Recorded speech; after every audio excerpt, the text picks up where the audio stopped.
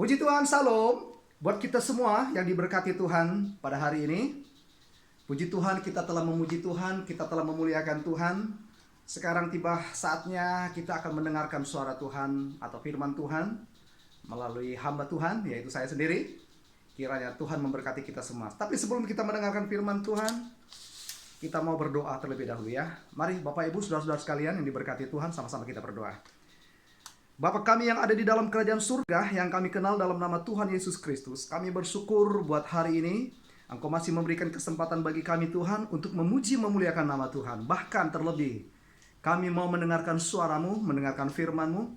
Berbicaralah Engkau Roh Kudus dalam setiap kami, supaya kami menerima kekuatan, supaya kami yang sakit disembuhkan, supaya kami yang mengalami beban apapun Tuhan, di dalam nama Yesus melalui kebenaran firman Allah, di saat kami mendengar ada mujizat yang terjadi bagi setiap kami. Dimanapun kami berada, kami akan dilatih oleh Tuhan. Terima kasih Tuhan Yesus, urapi hamba-Mu supaya kiranya kebenaran firman Allah itu bekerja dari dalam setiap kami. Jadikan hamba-Mu menjadi saluran berkat bagi umat Tuhan. Terpujilah nama-Mu, dalam nama Tuhan Yesus Kristus kami mau terima kebenaran firman-Mu. Sama-sama umat Tuhan yang diberkati, sama-sama kita katakan amin. Puji Tuhan.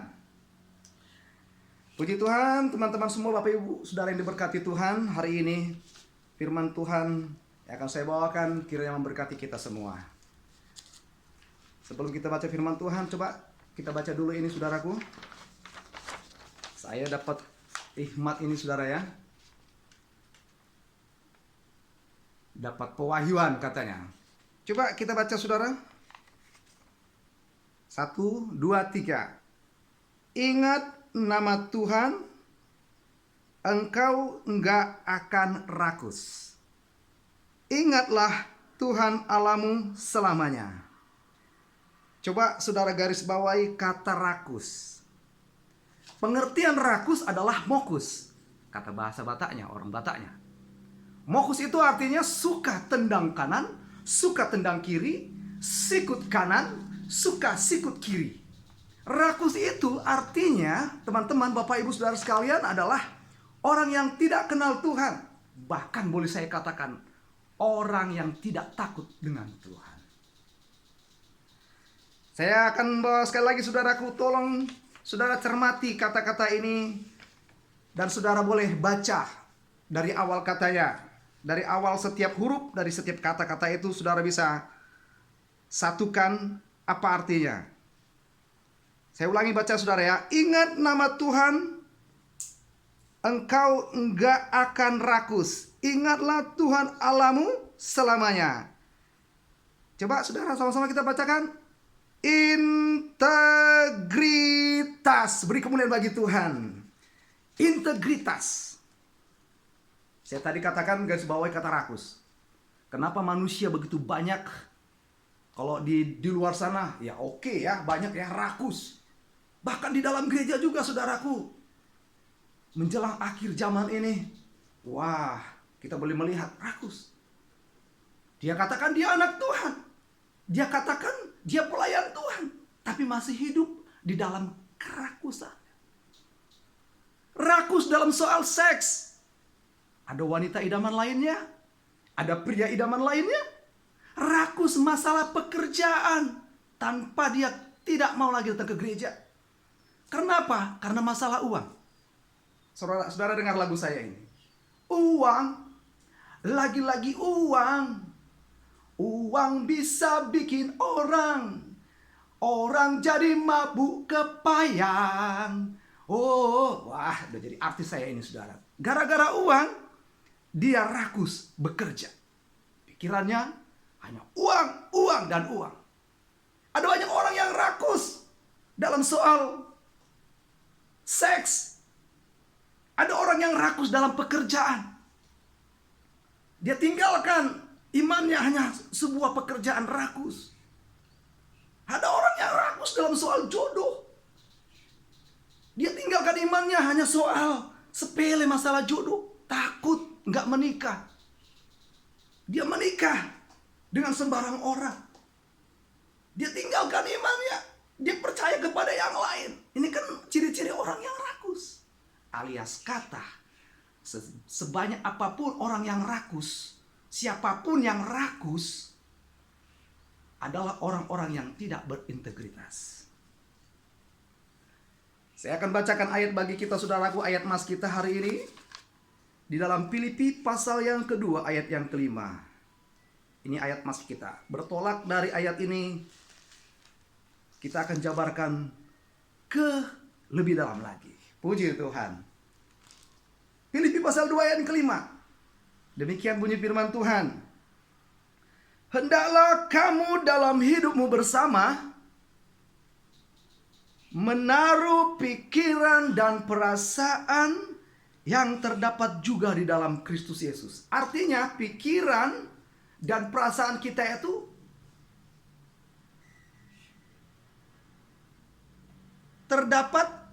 harus terdapat di dalam Kristus Yesus. Pikiran, perasaan, perbuatan dan perkataan itu harus sepadan dengan karakter Kristus. Di dalam Kristus itu sendiri karakter itu ada. Jadi intinya karakter itu atau karakter Kristus, karakter yang baik yang datangnya dari atas, karakter Allah itu sendiri, itu merupakan suatu integritas. Saudara-saudara yang saya berkati, yang Tuhan berkati, yang saya kasihi, kalau kita sadar ada sepasang mata yang selalu memandang kita. Di dalam Amsal pasal 15 ayat yang ketiga dikatakan, mata Tuhan ada di segala tempat. Dia melihat, memandang orang baik dan orang jahat. Di dalam 2 Tawarik pasal yang ke-16 ayat yang ke-9, dia katakan mata Tuhan menjelajah di seluruh permukaan bumi. Di bumi mata Tuhan menjelajah. Dia memberikan kuasanya atau dia memberikan kekuatannya kepada mereka yang sungguh-sungguh, tolong garis bawahi, yang sungguh-sungguh berharap kepadanya. Yang sungguh-sungguh setia kepadanya. Yang sungguh-sungguh percaya, berharap, setia kepada Tuhan. Maka kekuatan Allah itu akan diberikan kepada orang tersebut. Kalau kita sadar, kita sebagai gereja Tuhan, ada sepasang mata yang memandang kita. Maka di dalam gereja tidak ada lagi yang dikatakan dengan rakus. Rakus dengan wanita, rakus dengan pekerjaan, rakus dengan jabatan. Rakus apa lagi saudaraku? Banyak saudara jabarkan lagi. Rakus yang ini. Kalau kita sadar ada sepasang mata, maka kita tidak akan rakus. Kita akan hati-hati dalam hidup ini. Itu yang dinamakan dengan kita berintegritas. Ingatlah Tuhan Allah, engkau enggak akan rakus. Ingatlah Tuhan Allahmu selamanya. Wow, selama-lamanya selagi kita hidup, ingat Tuhan Allah itu saudaraku. Sehingga kita hidup ini hati-hati. Kita enggak akan rakus.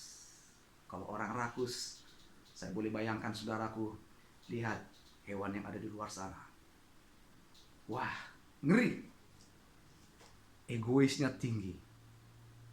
Oleh sebab itu saudara, saya tidak panjangkan bahwa kata integritas, di dalam integritas kita memiliki yang pertama komitmen. Apa itu yang dinamakan komitmen? Komitmen dan loyalitas. Apa itu yang dinamakan loyalitas? Komitmen adalah merupakan sesuatu pekerjaan yang dilakukan seseorang, atau dengan kata lain dedikasi. Komitmen adalah dedikasi dan kewajiban yang mengikat orang lain di dalam suatu pekerjaan. Saya ulangi sekali lagi. Komitmen adalah sesuatu pekerjaan yang dilakukan, atau dengan kata lain dedikasi. Komitmen adalah dedikasi dan kewajiban yang mengikat orang lain untuk melakukan sesuatu. Biasanya orang yang melakukan komitmen adalah orang yang mencintai pekerjaannya, yang sesuatu yang dikerjakannya itu. Itu yang dengan komitmen. Loyalitas adalah merupakan suatu pekerjaan yang dilakukan seorang terhadap baik dia majikannya, baik dia atasannya, dengan loyal. Hati hamba.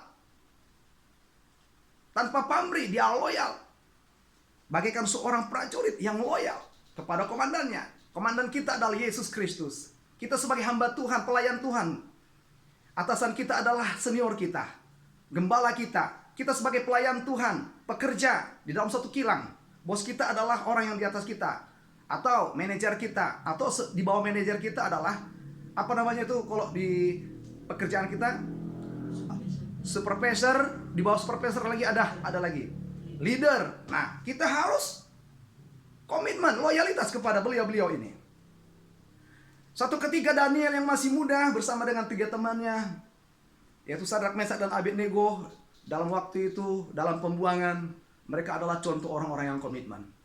Suatu ketika penjenang makanan raja-raja menyodorkan makanan kepada mereka, tapi mereka, keempat anak muda ini, dia komitmen, dia tidak ingin menajiskan tubuhnya, hidupnya, untuk hal-hal yang sepele dalam soal makanan. Akhirnya kita melihat mereka melakukan, berkata kepada penjenang makanan ini, makanan raja, katakan, beri perbedaan pada kami, berikan aja sayur-sayuran kepada kami. Kami hanya makan sayur-sayuran, tanpa makanan dari raja, dari kebiasaan raja, untuk orang-orang yang ada di bawahnya, para panglima, para bangsawan. Beri perbedaan pada kami, 10 hari. Setelah diadakan pengujian ini, saudaraku, ternyata Daniel, Sadrak, Mesak, dan Abednego memiliki 10 kali lipat hikmatnya, kepintarannya dari mereka-mereka yang ada di luar sana, orang-orang Babilonia dan anak buahnya. Nah, ini merupakan suatu komitmen. Komitmen ini, saudaraku, sebenarnya suatu pekerjaan yang gampang-gampang susah.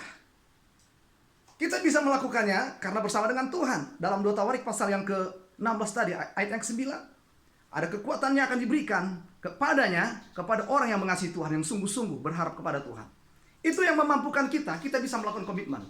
Bagi sepasang anak muda yang sudah menjalin hubungan, pacaran umpamanya, sebaiknya kita sebagai anak muda yang melakukan pacaran harus ada komitmen di dalamnya. Yang pria berkata kepada yang wanita, adikku, jagalah abangmu ini, supaya tidak melakukan hal-hal yang tidak senonoh. Si adik juga, si perempuan juga, si wanita juga akan berkata, begitu juga dengan saya, bang. Jaga saya, bang, supaya saya juga tidak mengalami hal-hal yang tidak diinginkan. Mereka melakukan komitmen, sehingga waktu mereka menjalin hubungan baik, karena mereka melakukan komitmen di dalam firman Allah, mereka hidup benar, dan terjadilah waktu itu, saudaraku, akan terjadi hal-hal yang luar biasa bagi sepasang ini, sepasang anak muda ini. Dan waktu mereka dinikahkan, maka berkat-berkat Tuhan akan dicurahkan bagi mereka. Tapi kalau mereka tidak komitmen, hidup pergaulan bebas seperti gaya orang dunia, sekalipun dia statusnya sebagai anak Tuhan, tidak ada komitmen di dalamnya. Nah, otomatis, saudaraku, komitmen dalam arti di sini adalah hidup dalam kebenaran, hidup dalam kekudusan, tidak melanggar etika-etika, norma-norma Kristen, norma-norma anak Tuhan, norma-norma yang diajarkan oleh Tuhan. Maka berkat Tuhan akan ada dalam sepasang anak muda ini, saudara, waktu dia dimenikahkan. Tapi kalau hidup di luar sana, maka bukan hal berkat yang Tuhan yang berikan, tapi justru kutuk yang terjadi, saudaraku. Ngeri kalau terjadi kutuk. Tapi oleh sebab itu, saudaraku, saya ingatkan bagi kita, milikilah karakter, milikilah integritas dalam kita. Karakter Kristus, integritas. Di dalam integritas itu ada komitmen dan loyalitas. Puji Tuhan. Yang kedua, di dalam integritas itu ada yang dikatakan dengan tanggung jawab. Tanggung jawab merupakan suatu pekerjaan yang dilakukan oleh seseorang kepada majikannya, kepada bosnya. Saya berbicara di dalam ruang lingkup teman-teman semua pekerja di kilang. Lakukan tanggung jawabmu. Jangan hanya meminta hak kita terus, tapi tanggung jawab kita nggak ada. Tapi saya ingin kasih trik bagi kita, orang-orang muda yang kerja di kilang. Kalau engkau ingin mau hal-hal yang besar, berikan lebih. Jangan komplain saja, komplain dan komplain. Minta haknya terus, tapi tanggung jawabnya nggak ada. Milikilah karakter Kristus, integritas Kristus, yaitu tanggung jawab. Apa tanggung jawab integritas Kristus tersebut, saudaraku? Memberi lebih. Memberi lebih di atas rata-rata. Kalau orang dunia, dia kerja sebatas itu saja, sebatas yang sudah ditentukan. Kalau bisa, saudara, teman-teman semua yang kerja di kilang, berikan lebih. Orang sudah mungkin pulang, nggak salahnya kita lebih kerja 15 menit, setengah jam, tambah lagi. Wah, ini juga ada nilai lebih. Banyak contoh teman-teman kita yang lain, yang di luar Sana saudaraku yang kakak-kakak senior kita, karena dia memberikan nilai lebih dalam pekerjaannya, supervisornya memberikan bonus. Gitu, teman-teman semua yang kerja di kilang. Bagi teman-teman semua pelayan Tuhan juga, ayo berikan rasa tanggung jawab kita. Apa yang sudah diberikan tanggung jawab kita oleh Bapak Gembala, senior kita, kerjakan dengan tulus, kerjakan dengan baik. Ketahuilah, waktu kita melakukan dengan baik, dengan sukacita, wow, hal-hal yang besar akan terjadi bagi kita. Percayalah, katakan amin. Puji Tuhan, tanggung jawab. Saya ambil satu contoh, Nabi Habakuk. Wah, dia dipercayakan sebagai seorang nabi oleh Tuhan, waktu itu dipanggil menjadi seorang nabi, menyuarakan suara kenabian kepada umat Israel. Wow, bukan merupakan suatu pekerjaan yang mudah. Orang Israel justru ingin membunuh dia, tapi waktu orang Israel ada ditawan dan dia hidup di dalam penawanan, waktu itu kalau nggak salah, ada satu ayat ditulis, saudaraku. Coba tolong baca, saudaraku. Habakuk. Habakuk pasal yang terakhir. Saya akan bacakan buat kita. Saya mulai ayat yang 16. Ketika aku mendengarnya, gemetarlah hatiku. Mendengar apa, saudaraku?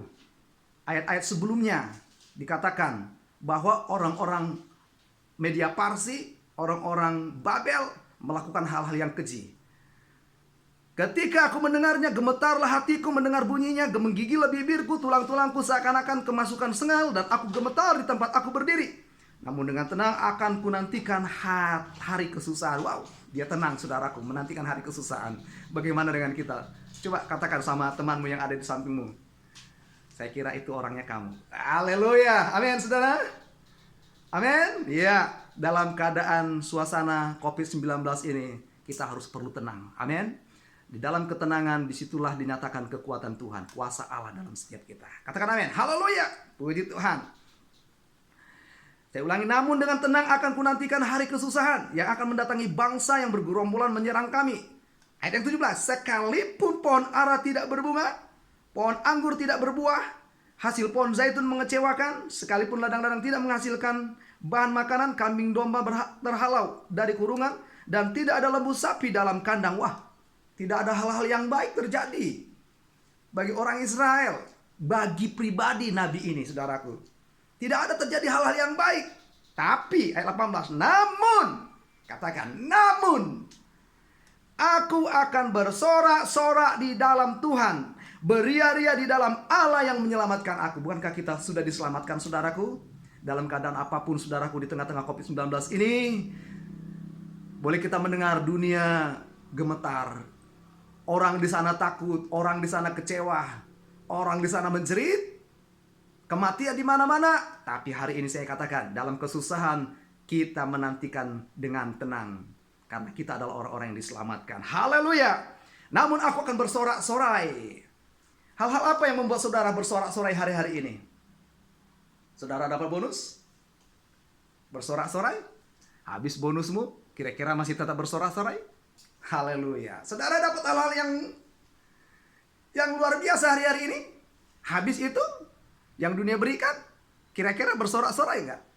Tapi ini ayat mengatakan kepada kita, saudaraku, teman-teman semua yang di Malaysia dan semua teman-teman dimanapun berada, bersorak-sorai di dalam Tuhan, beria-ria di dalam Tuhan. Ini suatu teknik kita hidup berkemenangan di dalam mengiring Tuhan. Puji Tuhan. Tanggung jawab. Katakan tanggung jawab. Amin. Di dalam integritas kita juga akan menemukan hati yang lurus. Hati yang lurus itu adalah hati yang tidak berbengkok-bengkok ke kiri dan ke kanan. Hati yang setia. Hati yang lurus adalah hati yang setia. Amsal pasal yang ke-11 ayat yang ketiga. Katakan seperti ini. Orang yang tulus dipimpin oleh orang hati yang lurus.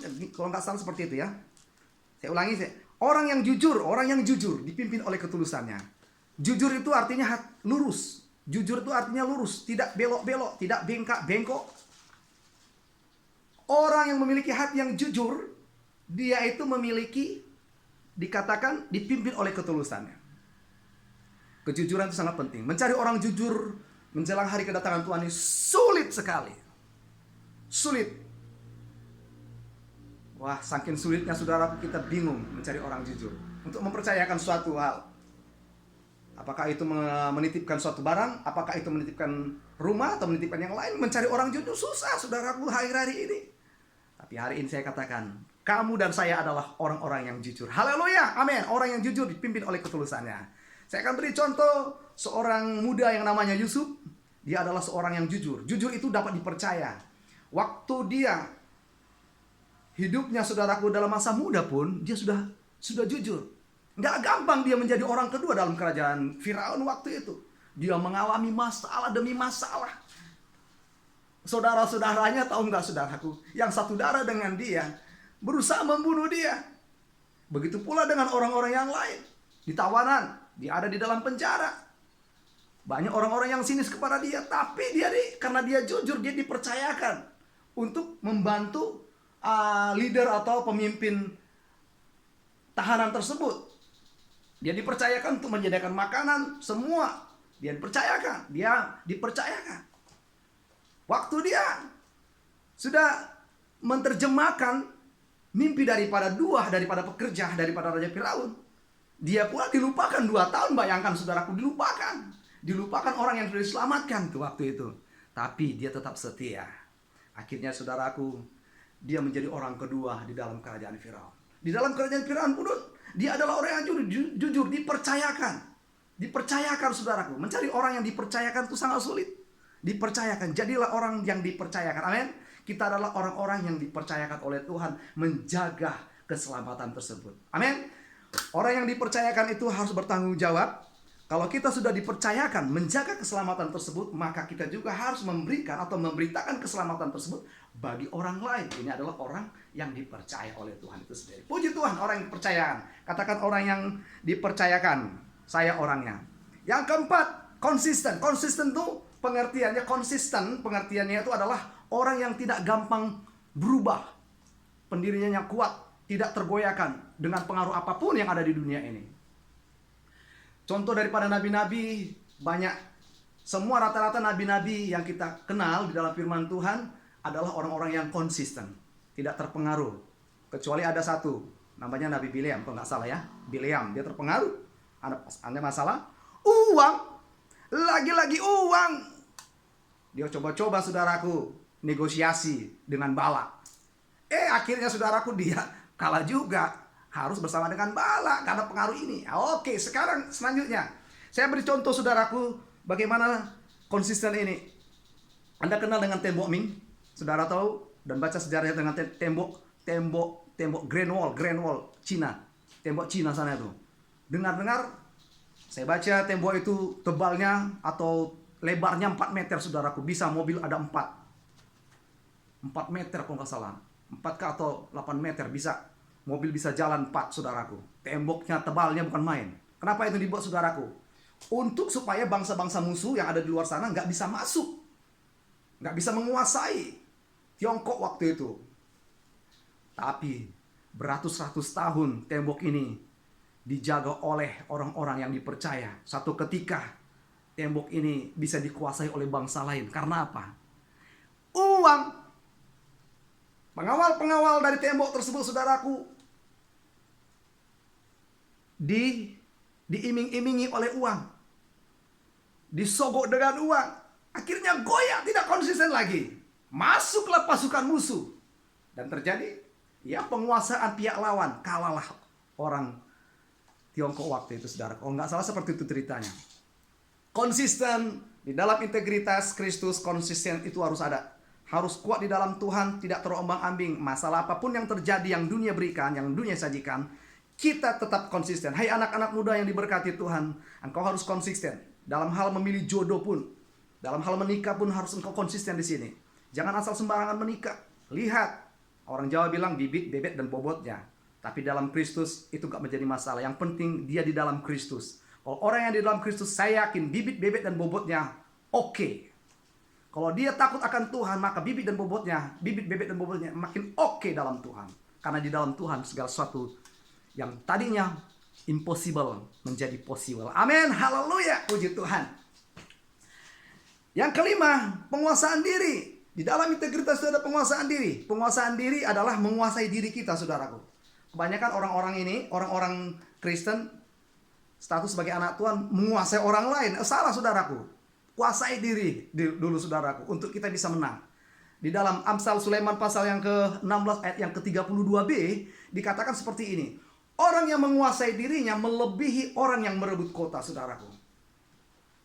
Jadi kalau kita menang menguasai diri kita, maka kita melebihi seorang pahlawan yang sudah dengan sekuat tenaga menguasai kota yang dimenangkannya. Kota itu dimenangkannya. Kita melebihi seorang pahlawan tersebut. Wow, dahsyat. Sangat sulit untuk menguasai diri, saudaraku. Menguasai diri dalam soal makanan sangat sulit sekali. Makanya, saudaraku, sangat sulit sekali bagi hamba-hamba Tuhan lagi, saudara ya. Masuk rumah baru, makan. Doakan anaknya yang baru acara melahirkan, makan. Habis khotbah, dia diundang lagi makan. Makannya makan yang enak-enak, saudaraku. Kalau kita lihat, kalau Bapak lihat, rata-rata yang enak itu adalah kolesterol, darah tinggi, kolesterol, dan semua, saudaraku. Makanya nggak heran, banyak teman-teman hamba Tuhan tuh nggak menguasai diri, bisa menyebabkan sakit penyakit yang terjadi. Tapi hari ini saya ingin katakan, penguasaan diri itu harus penting. Mulai dari pendeta, hamba Tuhan, pelayan-pelayan Tuhan, dan semua anak Tuhan, kita gereja Tuhan, milikilah penguasaan diri. Kalau kita memiliki penguasaan diri, yakin dan percaya, kita akan menang menguasai hal-hal yang lain. Puji Tuhan, haleluya. Oh, puji Tuhan. Katakan sama temanmu yang ada di kiri, saya yakin engkau adalah orangnya yang menguasai dirimu sendiri. Bisa menguasai diri. Coba, amin? Amin, puji Tuhan. Yang keenam, disiplin. Disiplin itu, asal katanya kalau nggak salah, saudara ya, saya baca dalam suatu buku, arti kata bahasa Inggrisnya adalah disciple ya, murid. Katanya disciple itu berasal dari kata disiplin. Disiplin itu artinya apa, saudaraku? Hidup di dalam aturan. Aturan ini aturan yang menuju ke kita bertumbuh dalam Tuhan, bukan aturan seremonial gitu, bukan. Ini hidup di dalam ketaatan, disiplin. Ada disiplin. Disiplin kita ini adalah disiplin yang bisa mengatur waktu kita, disiplin mengatur tidur kita, disiplin mengatur baca firman Tuhan, disiplin untuk kita berdoa, disiplin kita untuk hal-hal yang lain. Terlebih dalam hal-hal perkara-perkara sorgawi, disiplin. Hari-hari ini saya ingin katakan, saudaraku, karena pengaruh-pengaruh dunia ini, banyak kita nggak disiplin. Ayo kita sama-sama bertobat, saudaraku. Milikilah disiplin. Karena disiplin merupakan seorang nggak lari daripada kita sebagai seorang murid. Sebagai murid kita harus disiplin. Kita adalah murid Tuhan, bukan pengikut Tuhan. Amin. Karena kalau kita dikatakan pengikut, ya pengikut dari jauh aja, suka-suka kita. Tapi kalau kita murid, beda, saudaraku. Beda pengikut dengan murid. Murid itu adalah sesuai apa yang diajarkan Tuhan Yesus, Tuhan kita ikuti. Tapi pengikut itu enggak. Kebanyakan pengikut adalah orang-orang yang hanya mengikut dari jauh, dari dekat, hanya suka-sukanya saja. Sehingga dia tidak mau mengalami salib. Tapi murid harus mengalami salib. Salib kita adalah disiplin. Hidup dalam disiplin. Nah, saya ingatkan bagi kita, teman-teman semua, anak-anak muda, engkau harus ada disiplin. Jangan terlalu banyak dalam soal-soal perkara duniawi. Enggak salah engkau memiliki uang, tapi engkau harus disiplin dalam mengatur keuanganmu. Engkau harus punya bank, engkau harus punya deposito, gitu katanya, saudara ya. Simpanan. Kenapa? Untuk di kemudian hari. Nah, engkau ada. Waktu engkau pulang, engkau memiliki deposito atau bank. Untuk yang lain-lainnya, saudaraku, disiplin. Untuk pasangan suami istri harus ada disiplin. Disiplin mengatur waktu untuk jalan-jalan ada. Disiplin untuk ibadah. Disiplin untuk mengatur keluarga ada. Harus ada disiplin dalam segala hal. Terlebih dalam perkara-perkara, saya ulangi, perkara-perkara rohani. Puji Tuhan. Karena kita adalah murid, bukan pengunjung, bukan peninjau. Kita adalah murid. Kita harus berdoa kepada Tuhan. Tuhan, berikanlah terus telingaku, telinga sebagai seorang murid yang mau mendengarkan suara majikan kita Yesus Kristus. Haleluya. Karena murid itu predikatnya sangat luar biasa. Yang seterusnya, saudaraku, di dalam integritas ada kualitas. Yang ketujuh, yang terakhir. Kualitas itu Artinya dalam bahasa Inggrisnya value. Value memiliki isi, memiliki isi atau memiliki nilai. Nilai, value itu isi. Jadi saudara, kita sebagai anak Tuhan harus memiliki value, memiliki arti dalam hidup ini. Kalau kita tidak memiliki arti, kita sama seperti garam yang tidak memiliki rasa lagi, diinjak-injak gitu saudaraku. Tapi sebagai anak Tuhan kita memiliki kualitas. Yonggi Cho, seorang pastor full gospel dari Korea Selatan, pernah berkata seperti ini saudaraku. Gereja dihuni atau gereja itu dibagi ada 4 golongan.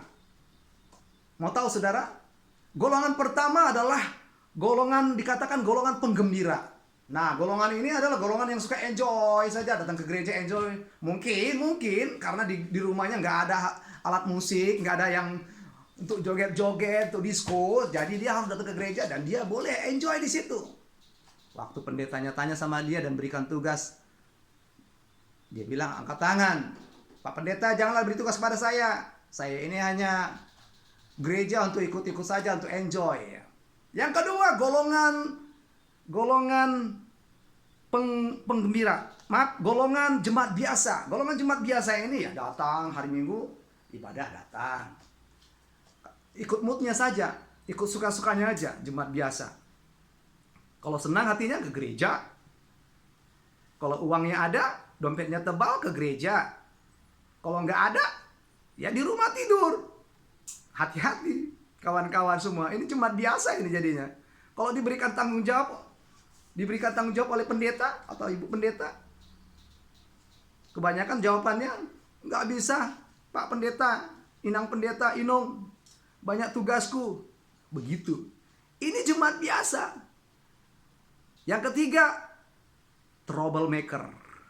Jemaat troublemaker atau pembuat keonaran. Saya beri kata kasarnya, keonaran.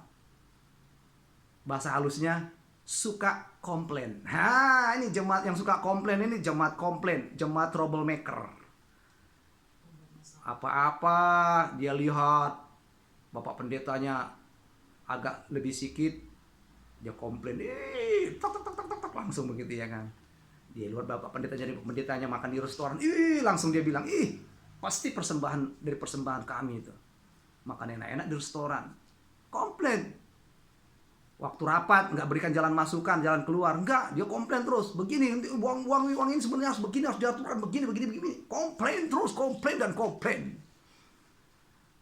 Nah, ini jemaat yang berbahaya ini, komplain ini. Bapak kira kamu orangnya enggak? Saya kira bukan. Jemaat Tuhan yang Bapak layani, jemaat Tuhan yang luar biasa. Coba katakan sama teman yang ada samping. Bukan kau orangnya. Kalau dia senyum berarti bukan dia orangnya. Kalau dia agak merengut berarti dia orang. Haleluya. Puji Tuhan. Intermiso. Yang terakhir adalah jemaat biasa. Jemaat yang setia. Jemaat yang setia ini wah, luar biasa. Saya percaya jemaat yang Bapak layani dan Inung layani adalah jemaat yang setia. Amin. Coba katakan sama kiri kananmu, engkau adalah jemaat yang setia. Kasih tos dulu dia. Jemaat yang setia. Amin. Jemaat setia inilah yang Tuhan kasih, saudara. Jadi jemaat setia, jemaat berkualitas, integritas. Artinya ada kualitas. Itu adalah jemaat yang setia. Jadi milikilah kita yang memiliki integritas yang berkualitas. Bagaikan Raja Wali. Coba baca Filipi pasal 2 ayat yang ke-15. Filipi 2 ayat 15. Ini ayat yang terakhir saudara ya. Filipi 2 ayat yang ke-15. Ayat yang terakhir. Wah, kalau sudah berbicara yang terakhir pasti semangat ya kan. Ayat yang ke-15 dikatakan seperti ini. Supaya kamu tiada beraib dan tiada bernoda sebagai anak-anak Allah yang tidak bercela di tengah-tengah angkatan yang bengkok hatinya dan yang sesat ini, sehingga kamu bercahaya di antara mereka seperti bintang-bintang di dunia. Wow, bintang itu posisinya di atas, bukan di bawah ya. Kita sebagai anak Tuhan berkualitas berarti kita memiliki cahaya. Orang lain bisa membaca hidup saudara dan saya bagaikan surat yang terbuka. Surat Kristus yang terbuka dapat dibaca orang dan dilihat ada Kristus di dalamnya. Sehingga orang tertarik dan melihat Kristus ada di dalammu dan orang lain percaya kepada Tuhan. Gampang saudaraku. Intinya gampang untuk melihat orang-orang yang berintegritas. Salah satunya adalah hidup di dalam apa adanya. Artinya tidak hidup di dalam kepura-puraan.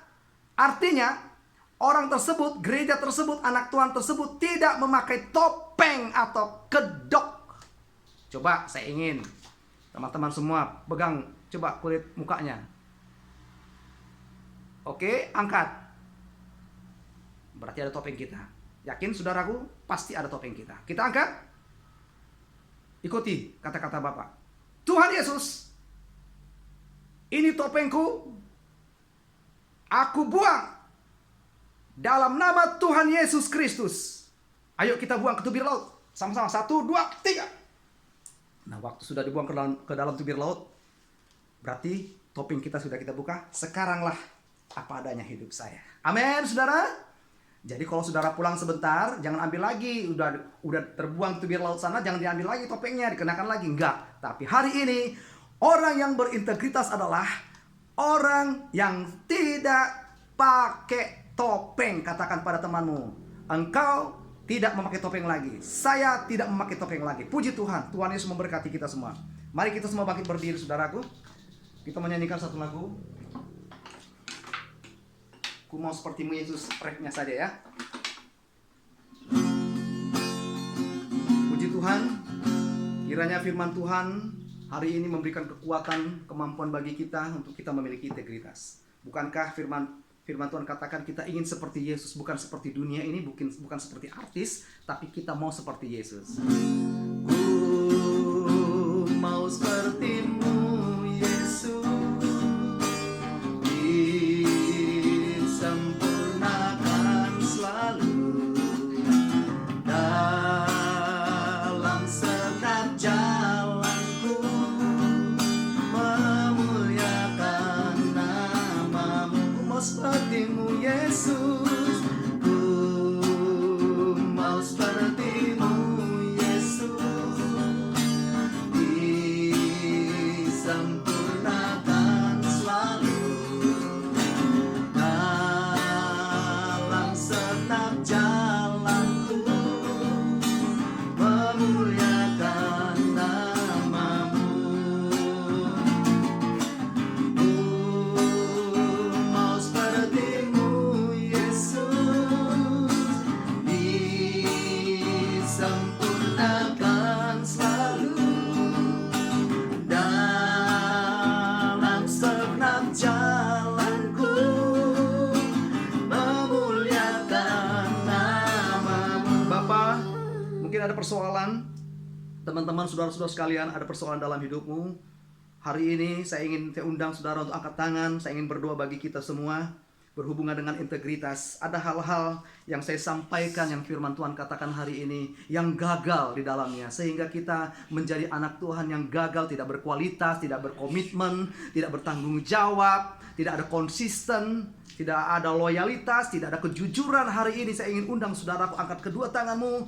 Kita akan berdoa sama-sama. Bapak, Engkau melihat setiap tangan-tangan yang terulur, yang mengangkat tangan mereka Tuhan, di dalam nama Tuhan Yesus. Persoalan apapun sesuai dengan kebenaran firman-Mu hari ini, integritas, Engkau perbaharui komitmen mereka, Engkau memperbaharui janji mereka, Engkau memperbaharui keloyalitasan mereka, Engkau perbaharui mereka adalah anak-anak Tuhan yang berkualitas. Engkau perbaharui Tuhan, yaitu konsisten mereka. Engkau perbaharui disiplin mereka. Engkau perbaharui Tuhan konsisten. Engkau memperbaharui Tuhan semua hal-hal yang berhubungan dengan integritas yang hamba ajarkan hari ini, yang kami mau sama-sama belajar di dalam nama Tuhan Yesus. Bebaskan mereka Tuhan. Ampuni segala kesalahan kami Bapa. Terpujilah namamu Tuhan, besarlah anugerahmu. Kami percaya firman Allah boleh selesai, tapi kami izinkan roh Allah bekerja dalam setiap kami. Kami adalah orang-orang yang hidup di dalam integritas bersama dengan Tuhan. Terpujilah namamu Tuhan, kekal sampai selama-lamanya. Dalam nama Tuhan Yesus Kristus kami berdoa. Kita umat Tuhan yang menang, sama-sama kita berkata amin. Puji Tuhan. Tuhan Yesus memberkati.